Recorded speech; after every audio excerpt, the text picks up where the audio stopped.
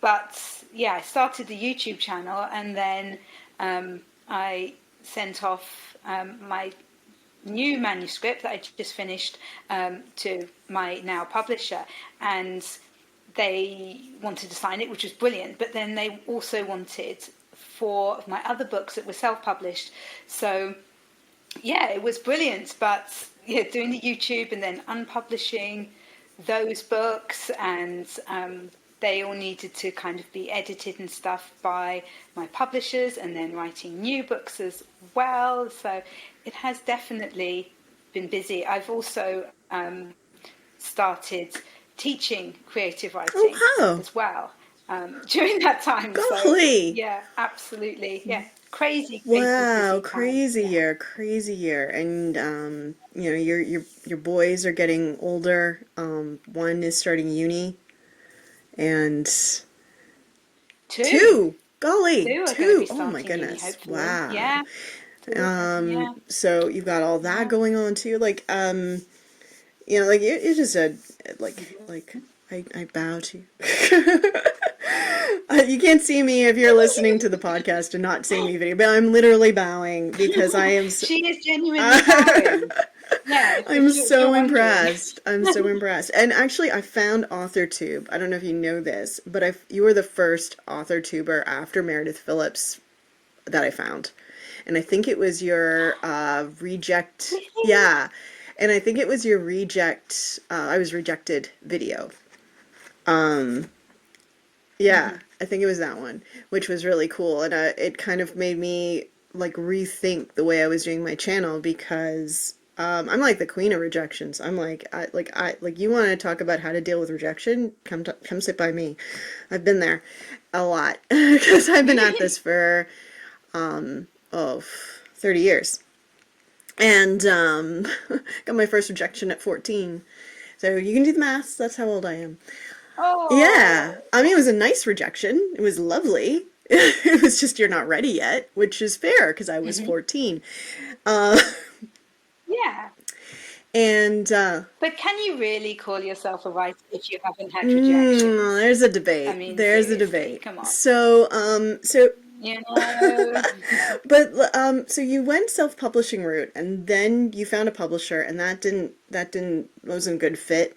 I don't know the basics of that, but I know that you've left that publisher on good terms, and you're on to this publisher, which you're much more kind of in tune with.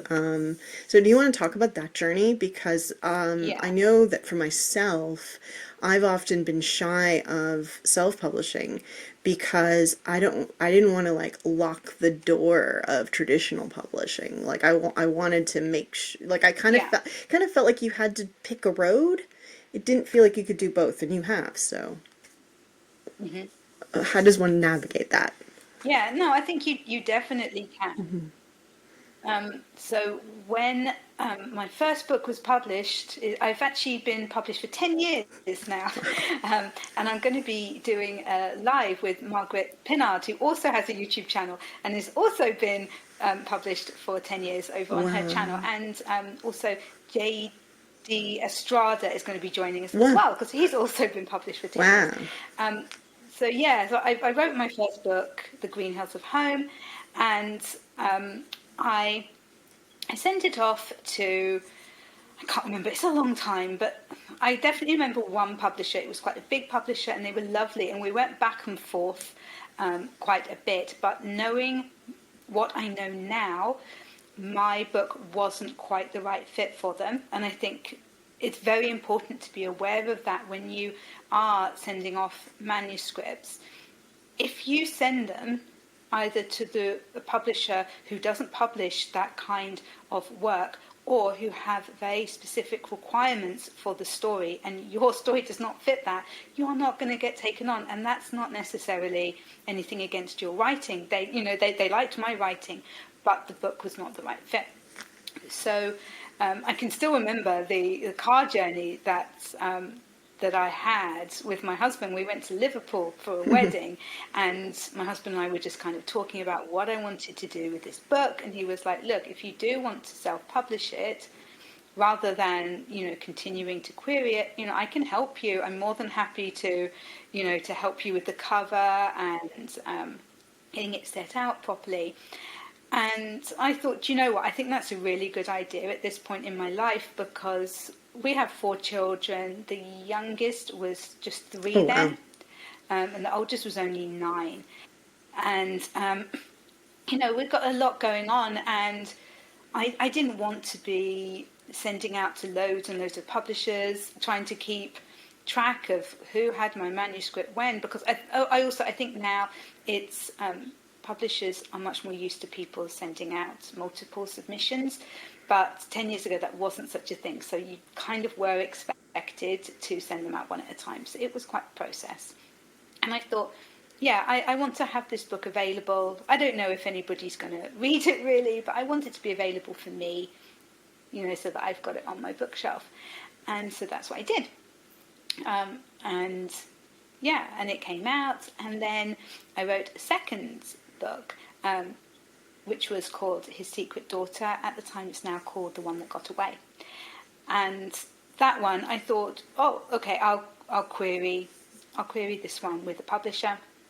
Sent it off, and they wanted to sign that book, which was brilliant, but they also wanted the Green Hills of Home. So it's actually happened twice to me that self-published books have been taken on by a publisher. So great, yeah, I went with them, and I had 2 novellas with them and 1 more full-length book.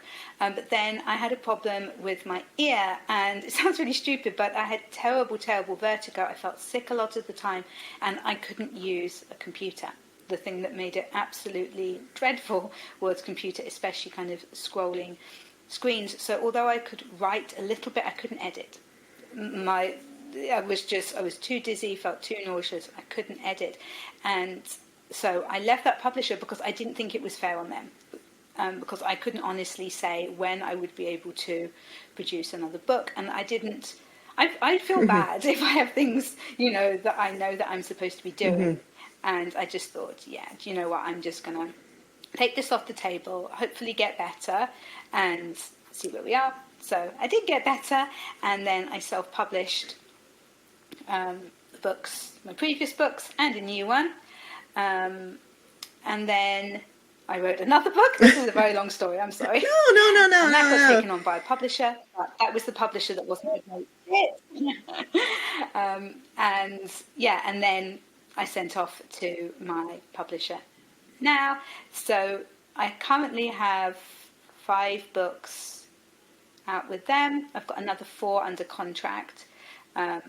And then self-published, I have some novellas, and I also have a children's picture book as well, and I'm hoping to have more of those out. So there we go. Yeah. So the picture book was actually your first book, right? Is that right? Oh. No.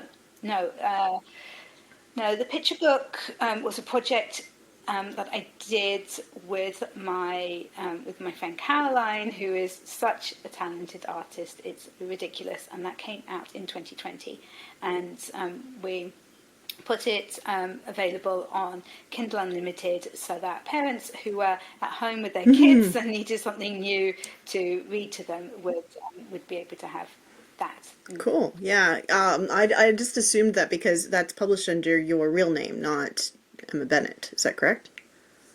Yeah. Yeah. So I just assumed that was why you went for the pen name. There will be more of those coming. No, I went for the pen name because I knew that I was wanting to publish children's books, and I wanted to use my actual name for that. That was Oh, that's fantastic. So, I mean, it's a very long story, but it's like, how long were you writing before that first book was published, even self-published? How long were you writing? Was it something you came to later, or that was my first attempt at a romance, and it took me a while to write that, probably a year. I suppose, and then I'd been kind of tinkering away with some children's stories before, before that. But yeah, Green Hills of Home was my first kind of completed full-length adult manuscript Yeah, novel. wow. So your first book, wow, that's amazing. So you weren't like for years and years and years, pining away to write and get published and and it just sort of happened for you. That's amazing. Yeah, no, I just, I actually read an article, and it was a very, very stupid article about how easy it was to write a romance Oh, book. Basically, because they're formulaic. So yeah, this article was basically saying that it's really, really easy to write a romance book, and anybody could do it. And I was like, I feel that's not true. I really feel that's not true. So I'm going to have a go and kind of see. And it's not no. easy. And I definitely feel that it was harder doing it without all the resources that we have now. I mean, just looking at YouTube and the huge amount of free information that's available on that, great information from some amazing writers and giving fantastic writing craft book recommendations and things like that. Oh my goodness, it would have been so much easier if I'd had access to that Yeah. information when I was first Were you, starting to were write, you I a think. reader of writers? Did you read them? Is that what Yes, definitely. I mean, I read quite widely, but romance is probably my favorite genre. But I'll pretty much read you read anything, a honestly, as long lot. as it's I not. think that reading so much affects the kinds of stories you tell, or I mean, I can't imagine that it wouldn't have like being a reader of romance novels, then to go and write your first romance novel, and then obviously to have it be picked up by a Mhm. publisher after being self-published, etc. It's like you would have understood that genre like inside and out from reading it. Do you think that's I can't imagine that's not. Yeah. Yeah, absolutely. Yeah, I think now that there are so many great books available that will teach you, how to write a story about story beats and things like that. I didn't have anything like that, but having read so much, I think you just naturally know there is a way that stories are told. There are ups and downs that are kind of similar across all the genres, and if you read a lot, you know those ups and downs, and you naturally put them into your writing and naturally change the pacing up to go with them.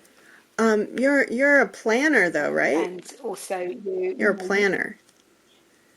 yes, yeah, I am. I'm pretty much, well, I say I'm a planner, but then, like the book that I'm working on at the moment, yeah, I did not, yeah, I don't know what I thought I was doing without a plan. That's the kind of the last third of it. No, I kind of like, I changed what was going to happen because I wasn't happy with quite what was happening. So I kind of tweaked it and changed it. But yeah, because I've just finished Camp Nano yesterday, and I'm exhausted. Honestly, it was a really, really Yeah. tiring month um, doing that. And yeah, I was having to change a lot of stuff up.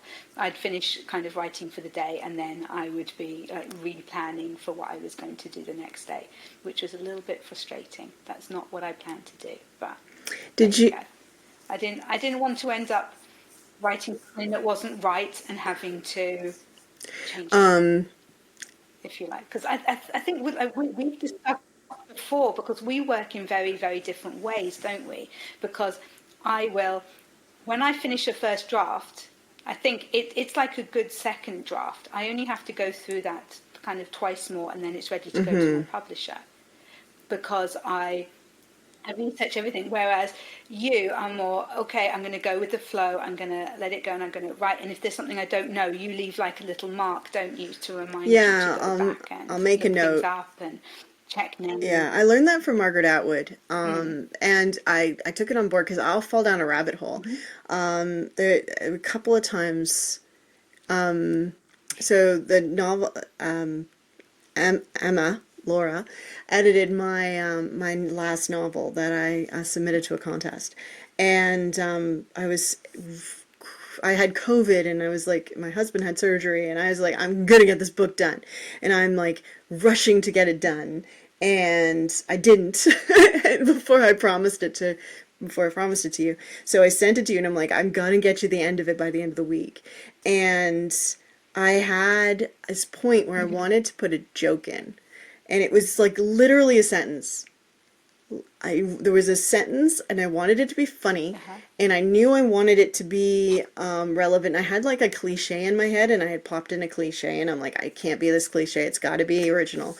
I spent 4 hours trying to find the right analogy Oh for no. that joke, for one line, one sentence that nobody would know but me. Nobody's gonna read this book, get to like the third act and go, oh, this is a dumb joke, I'm putting this book down. You know what I mean? Like, it was so Oh. not important.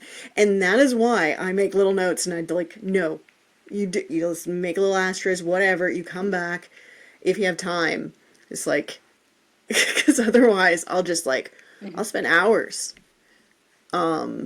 just because nothing's ever like good enough. Like, I'll just, But being funny's hard. yeah, being funny is hard. I don't know if I'm successful, but I make myself laugh. So. Yeah, there you go. I think I'm funny. But yeah. No, I after years and years and years of trying to get published, I kind of thought, well, this whole pantsing thing maybe not all it's cracked out to be for me. So I tried planning, and now I'm sort of a hybrid, I think. So I plan a little bit, and then I kind of like, I don't have like a complete outline. Mostly because if I did that, Yeah. I would probably never write, because I would just, it's really fun. It's really, really fun to decide what's going to happen and tell yourself It's the little true. stories and the little like nuances and Hmm. I could go super, super, super fine in Yeah. detail, and it'd be 40 years and I still wouldn't have started the book. So I have to stop eventually. But as well, I need to send off a synopsis to my publishers to get the book signed by them to kind of check that they want that book. So I have to plan it out because of that anyway, if you like. Otherwise, I'd have to write it and then not know if they were going to sign the book or not until after it So was I written. know that this project you just worked on was a bit of a change for you. So you've gone Regency romance, and the publishers gave Hmm. you that leeway to make that change. Yes. So that's a big change. It's not going to be. Yeah, it is. It's not. I don't think it's going to be with my current publishers. I have other plans for it. I'm signed up, as I said before, for 4 more books with them at the moment. So that takes me up to my book for next Christmas, Christmas 2024. So this will probably be published elsewhere. Wow. Is the plan at It's the a plan moment, you're anyway. making. So Yeah. how many books you have out again? Um, 5. Is it? It's 5 full length, 2 novellas, and a picture book. Wow. I And think. you've got I'm fairly sure. Yeah. two more Yeah. left to be published with this. I've got. No, it's also. I've still got all Oh, 4 okay. for the new contract to come out. One of them has been published previously by another publisher, but then there's Oh my 3 new goodness. ones that will be Wow. coming out. And they're So all going to I've come out. I've actually doing the proof Oh, edits. wow.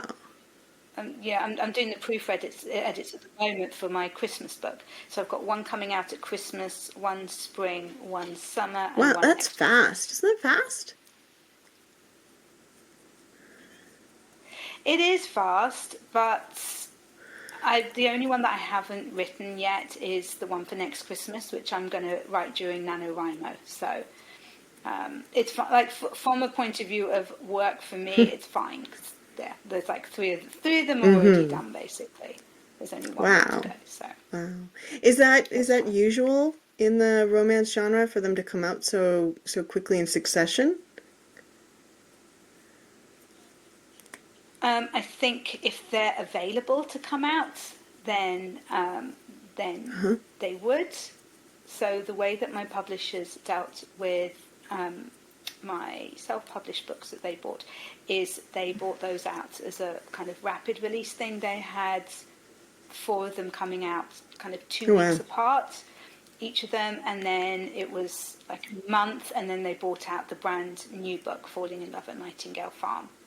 So they kind of used the previous ones to hook some readers and build up excitement for Wow. Nightingale Farm, and that seemed to work Good. really well. Wow. Because I was talking to a few other authors on this channel, on this podcast, and they're Australian, so maybe Australia works better than, or not better, different than England. But Danuka Mackenzie, she won the Banjo Prize in 2020, and her book came out last year, and then this year, then this year in 2023, her second book came out. So it was 2 years after winning the prize that her the book that won came out, and then a Mm-hmm. year later for her second book, and that was only because while she in the interim she was writing the book, while she was waiting on the book to come out, and then Rachel Mead, she was editing her book, Breaking the Ice, which is a historical fiction about the first Australian woman to go to Antarctica. And she was editing that in 2021 when I met Mm-hmm. her, and it's just come out this summer or winter. It's winter here, and I just we were just commenting on how long it takes and how like you think it's going to be fast, and It can but do, this yes. like this is the opposite. This is like you're saying. I mean, like yes, they were already published but 2 weeks apart. That's it's. I kind of had it in my head that the publishing industry was delaying it to kind of like milk it for all it's worth. But this is like a different strategy. I think there are various Mm-hmm. strategies. Yeah, there are different strategies that can be used, for different genres. Romance readers are notoriously voracious readers. It's the Yeah. biggest selling Mm-hmm. genre worldwide. They cannot get enough. Yeah, they read and read and read, and they mainly read ebooks. They were the first genre readers to kind of embrace ebooks because it meant that the Mm-hmm. books were cheaper, and more readily available. And so, yeah, like with romance, get them out there because people will That's be there to buy them fantastic. and will want That more and is more that and is more. really fantastic and encouraging because like are you gonna have time to write all your contemporary ones? I mean, it sounds like you're as fast a writer as you are a reader. I'm not that fast actually, particularly in daily word counts. I mean, I see these people who manage to do their 10K days. Um, Morgan Lee, who has a wonderful YouTube channel, she was doing one yesterday, and she was in my sprints, and she said she was doing a 10K day, and I was like, oh, good luck.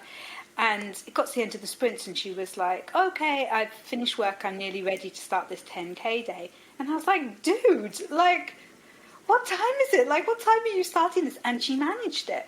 I've never even managed a 5K day. 1,000 words a day is what I'm kind of comfortable with. It doesn't that doesn't move the story along too quickly, so that it kind of gets out of control. I know where I'm going, I know what my characters are doing, and it gives me time to then go away and think about what's going to happen next, whether what I planned is right, whether their actions fit what their characters would do, and things like that. And that's how I work. So yeah, I'm definitely not the No, but I fastest mean, you writer by still any means. managed to get several books done in a year, which is so with the exception of this year. No, not even this year, because this year Camp Mm, Nano, I got 50,000 words, mm. but it wasn't a complete manuscript.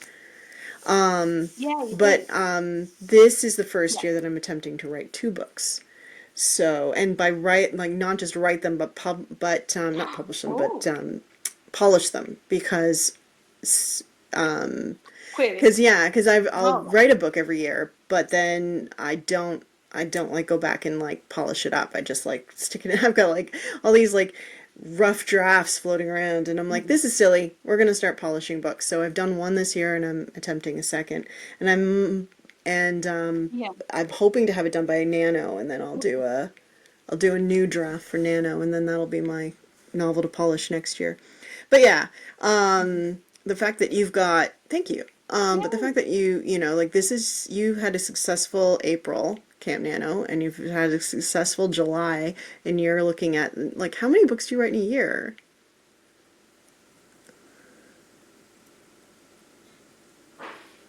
Um, it kind of depends. I mean, bear in mind that, the books that my publishers have, a lot of them have been published before, so they've been written over the last few years. Um, and, it was only kind of last year, maybe the year before, that I started writing this much. And because I've just got more time now, my kids are older. As you said, the two oldest are hopefully going off to university. Oh my Yeah. Oh, next gosh. month. Oh, that's a terrible thought. Oh, I don't want to think about that. No. Yeah, so I've just got more time to be able to do it. But also, I think the community on AuthorTube is just so supportive. And being around people who have all got similar goals and all kind of pushing themselves, it makes you want to do the same. And I definitely think it's led to me Yeah, being able to no, write more. it is a wonderful, wonderful community, and you've gone from being new to the community to being a leader in it. From my perspective, and you're doing amazing. So you did point out quite rightly that Lori cheated and asked two questions. He didn't ask one. Absolutely cheated. It's disgraceful, Beth. Yeah, well, we writers, we don't follow the rules, right? All right. So whoever the next writer is, my question is, what did you tell yourself when you first started writing? What would you tell that younger self today, given all you now know about writing and the writer's journey? So that's a two-part. What did you tell yourself when you started writing? And what would you tell yourself now, given all you now know about the writing and the writing journey? It's kind of like Back to the Future, but in a literary sense. Nice one. I think, yeah, I just wanted to write. It's just something in me that I wanted to do, whether or not people read that to begin with, I guess. I mean, now it's my job, so like I want people to read my Yeah. piece. Yeah, there are things I'd like to buy with this money, for example. So yeah, please read my books. But to begin with, it was just that I had a need, if you like, to write, and so I started writing until I found kind of my groove, until I found what was right for me. And his second question, because he's a cheater, what would you say now? Like, would you change that? Like, I feel like that's really healthy. I'm not sure that I feel like that's good advice. But would you change it? Would you tell yourself something different now? If you could like time machine back and like have a chat. If I could time machine back and have a chat, the only thing that I would make sure that I understood was that when you begin writing a book, you need to begin at the beginning, and when you get to the end, you need to stop. Not as I wrote my first book, which was, oh, that would be a fun scene. I'm going to do that. Oh, what if he said this on another piece of paper? Oh, and then she could do that, and that would be cute. And then it takes you so long to edit. It was ridiculous, absolutely ridiculous. How I managed to make that story make sense in the end is beyond me. So that would be the only thing that I would go back and kind of advise. Just don't do that. Make some notes if you have to, if you've got ideas for particular things, but just yeah, begin at the beginning, and when you get to the end, stop. Oh, I feel like you are speaking to me because I definitely, because I have had 5K days, but like I'm listening to you say why you don't do cut 5K days. I'm like, there's actually wisdom in that. Because yeah, you go, okay, now I'm in trouble and I don't know what to do with these characters and I'm gonna have to like just start again. But I've got to keep writing because I have to write so much. So I'll just keep going with this and see where it goes. And then, oh, that's not You give me right. way too And much we credit. No, have it to was bring much it back. later. And I then, went like, yeah. okay, I don't know where to go from like, it's like 2 days later. It's like, oh shoot. I'm in trouble. Maybe I shouldn't have done that. I think I'm very precious about my words as well. If I put something down, and if I've decided it's staying on that page, I really do not delete. Mm. You know, it would break me to do what a lot of writers do, just deleting thousands of words or chapters that they don't feel fit. So to stay in the final manuscript, and perhaps that's one of the reasons why I have been able to write quite a few books, is because I'm quite strict with myself like that, and so the editing process is therefore shorter. You're a fantastic editor, though. Working with you is great. Yeah. And how do you find time for that on top of writing your own stuff and teaching and being a mom? And like, do you just not sleep? I do. I love my sleep. I love sleep. Bed is my happy place. But, I only take on editing jobs that I actually want to do, that I will enjoy doing, and that I have time for. I'm also a reader for the Romantic Novelists Association, which is similar to kind of being a beta reader, I suppose. And I get sent manuscripts by them, and I'm paid to critique them and to write a report on them. And that's something that I really, really love. And I very, very rarely turn those down, because I feel that I get so much out of it for myself as well, from reading through other people's works and really thinking about it critically. When it comes to the editing, if I don't have time for a job, or if it's something that just doesn't, if it doesn't excite me, maybe, I suppose, then I will politely decline and maybe, suggest somebody else who could do it, because there are only so many hours in the day. I won't do copy edits at all, for example, because they're too fiddly and I don't enjoy doing them. I'm perfectly capable of doing them, I just don't like doing it. So, there you go. So this interests me. I've not heard of this Federation of what did you say? The Romantic Novelists yeah. Association. Yeah, so it's based in the UK, but it is worldwide. And it's an absolutely fantastic organisation. They have a new writers scheme that unpublished writers can join, and they get a lot of support. And then part of it is that they submit a manuscript and they get a critique by a published author, which is an amazing thing for them to be able to do. They also have yearly conferences, which are just so much fun.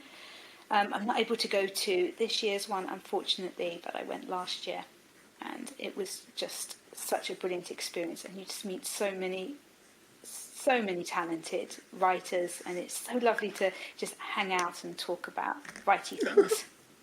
That is fantastic. So it's global, even though they're based in the UK. So you can pop it in the. I'll pop it Yeah, in the show notes. yeah. So I've got a friend who comes over from America for it. Wow.